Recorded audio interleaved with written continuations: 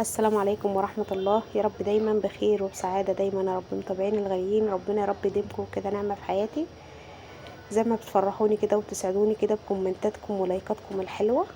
شايفين قد ايه عملنا كده المعجنات الجميلة ديت؟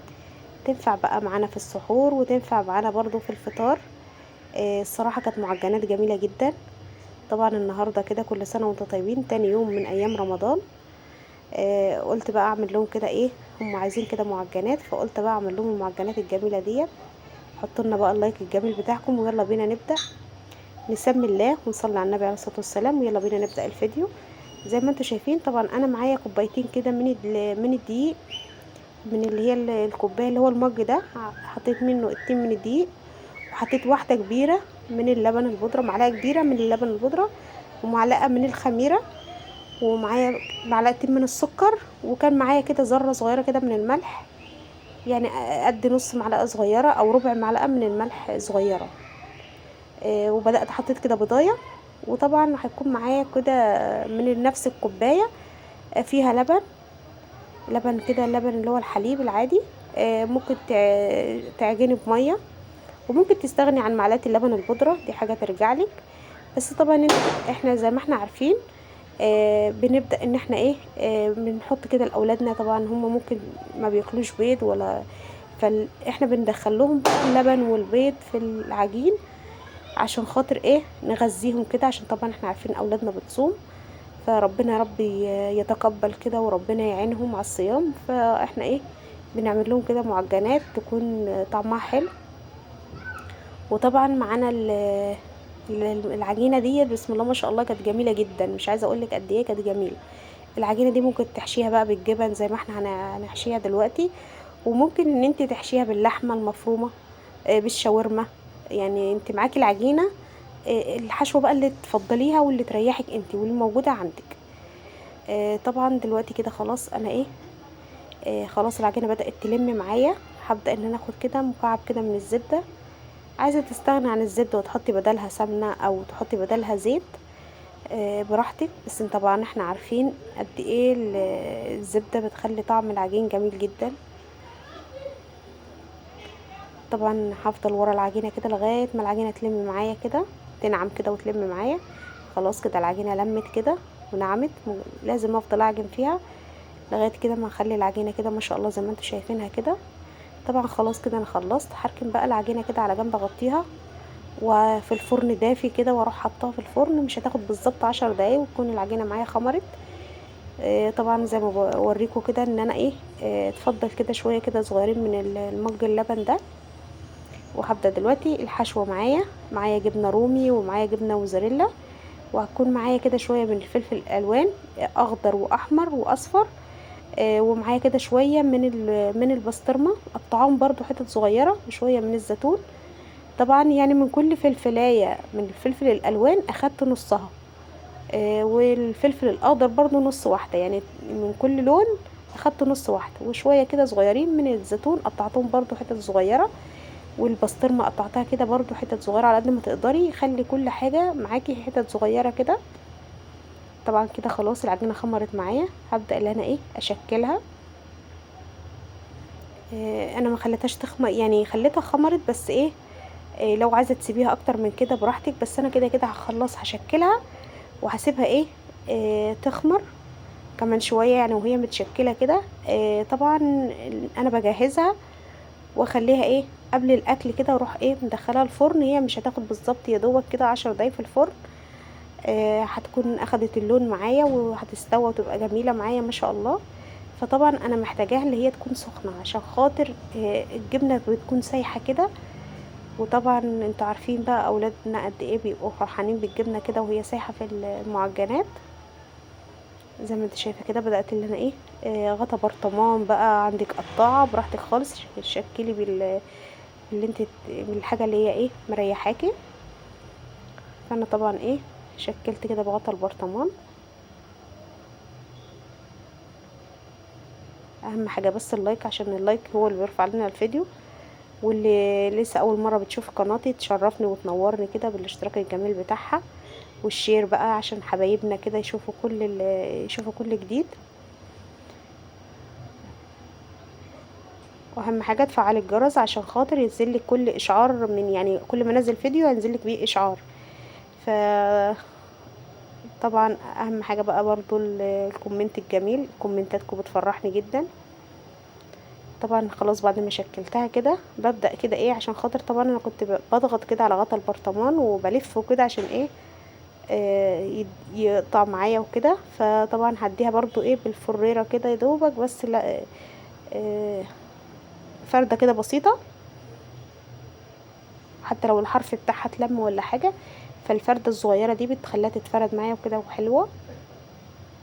بدأت اللي انا بقى ايه، حطي بقى الحشو كده على قد ما تقدري كده وايه وتقفليها. ممكن حابه تقطعي كده طماطمايه مع الحشوه ديت، طماطمايه كده بس ما تكونش يعني، تشيلي منها الميه اللي فيها وابداي ايه قطعي كده الطماطمايه، بتكون جميله جدا معاها برضو، دي حاجه ترجع لك. طبعا بدأت كده بالشوكه، بقفلها بالشوكه وفي نفس الوقت الشوكه كده بتديها شكل حلو كده. شايفه قد ايه جميله؟ مش عايزه اقولك قد ايه العجينه دي كانت هشه، عجينه كده قطنيه كده وجميله. العجينه دي زي ما قلت لكم بتشتغلي بيها في اي حاجه، اي حشوه براحتك خالص وتبداي ان انت تحشيها. طبعا الحشوه ديت بتبقى جميله جدا معانا في السمبوسك.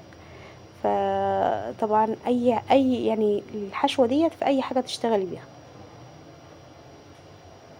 والعجينه بسم الله ما شاء الله عليها، مش عايزه اقولك قد ايه مرنه كده وسهله كده في التشكيل.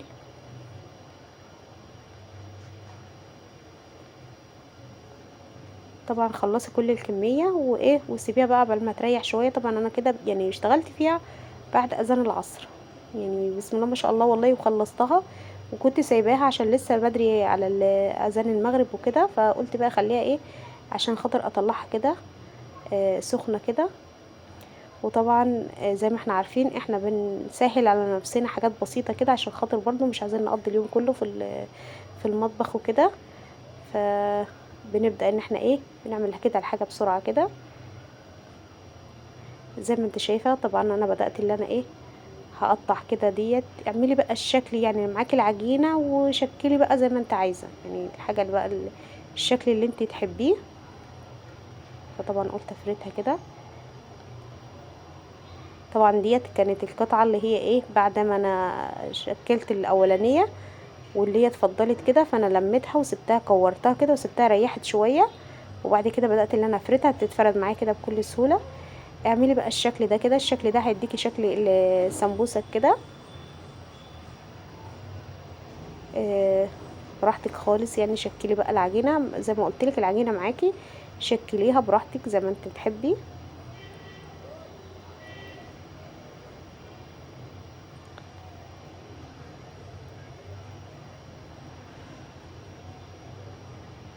على قد ما تقدري افرديها، يعني انت ممكن ترققي العجينة دي على قد ما تقدري، عشان خاطر برضو ايه ما تكونش معانا العجينة كده تقيلة ولا حاجة، يعني تكون العجينة كده يا دوبك بس مغطية الحشوة كده.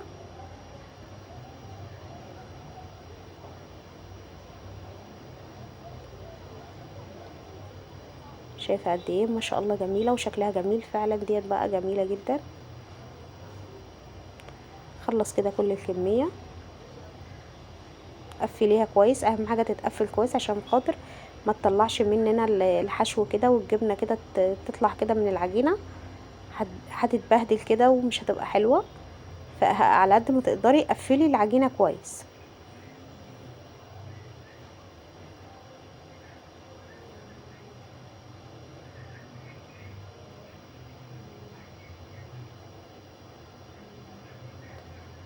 خلاص كده ايه بدأت ان انا كده خلصت كده الكمية معايا.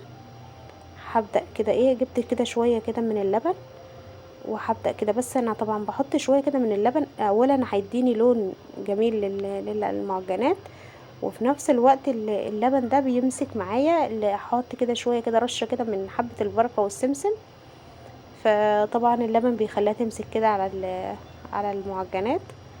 حابة تستغني عن السمسم وحبة البركة، دي حاجة ترجعلك، بس الصراحة بيبقى طعمه كده جميل عليها مقرمش كده وجميل.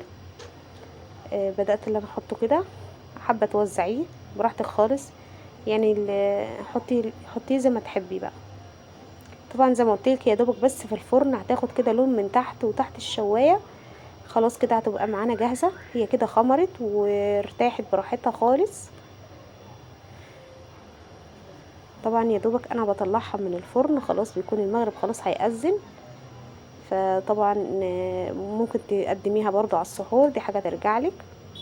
شايفه قد ايه جميله ما شاء الله، خلصناها كده طبعا بكل سهوله كده. عملنا المعجنات الجميله دي فعلا زي ما انت شفتي كده.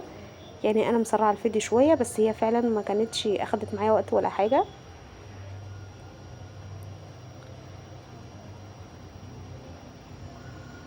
شايفه قد ايه الجبنه بقى ما شاء الله، وطعم العجينه بقى ما اقولكيش قد ايه كده هشه وجميله.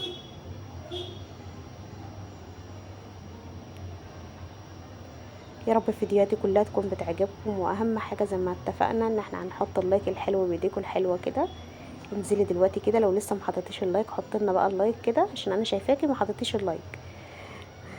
والله انا بصراحه ببقى فرحانه جدا بلايكاتكم الحلوه، بتفرحوني فعلا وبترفعوا لي الفيديوهات اللي لايكات كتيره بترفع الفيديوهات.